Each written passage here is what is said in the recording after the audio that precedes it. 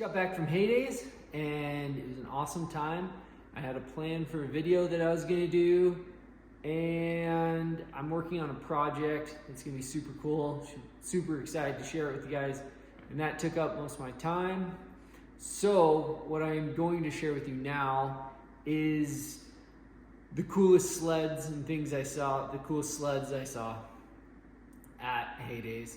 I was hoping to go around and look at products, but I'll do that at the shows around here and show you the coolest, best new products and stuff that I saw. So, kick it off. First thing I saw was Brockstar.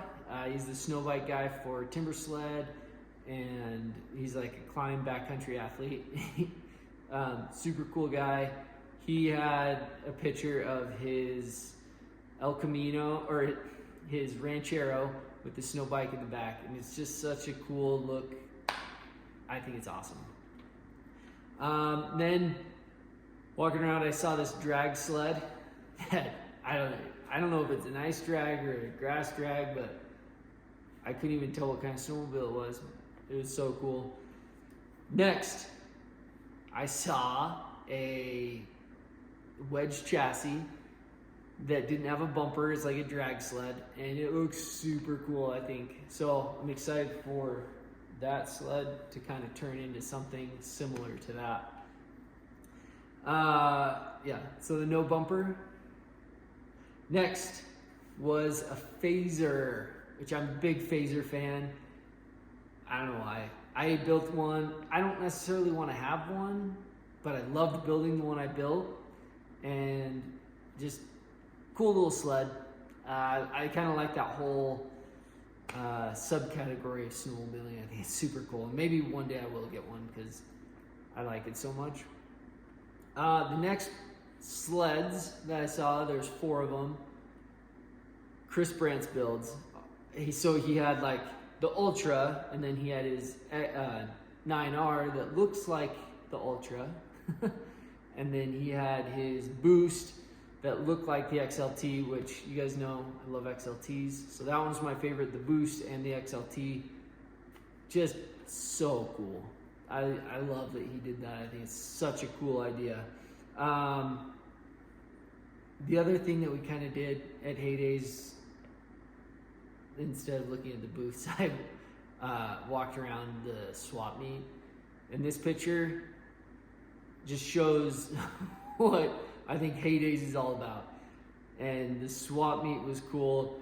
I saw like some old snow jet was there. This old snow jet, but it's just like such an interesting, like, people just have this stuff, and I'm like, where'd you get this, and why do you have it? And I'm just thinking this, and so maybe, I don't know, I'd love to do some more investigation into that.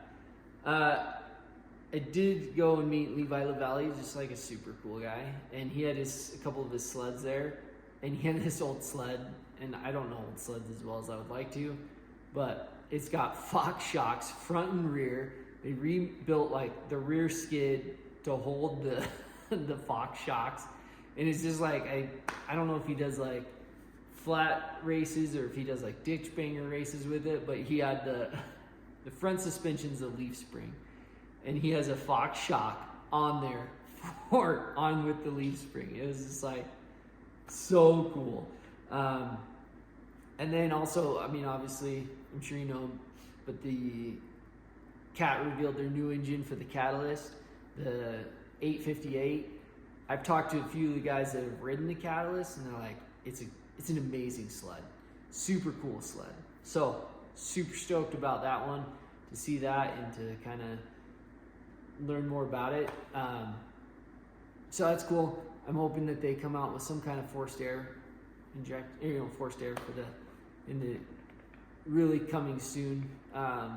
And I think they will. I think they're going to keep pushing it because they've seen like, oh, we need to step it up and keep going to keep up. Sorry, I have my little list here of things I saw.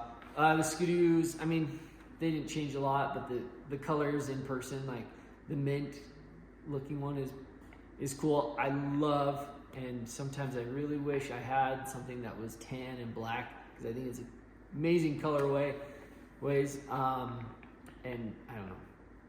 Kind of wish my side-by-sides were that color. Anyways, we'll move on. This my girls loved because they've just kind of gotten into Barbies, which it seems a little late in their life, but they're 6 and 9, so maybe that's fine. But they've been playing with Barbies a lot, and they had this just cool booths out there. You know, I was walking by and saw this one. I thought, oh, I gotta grab a picture for my girls.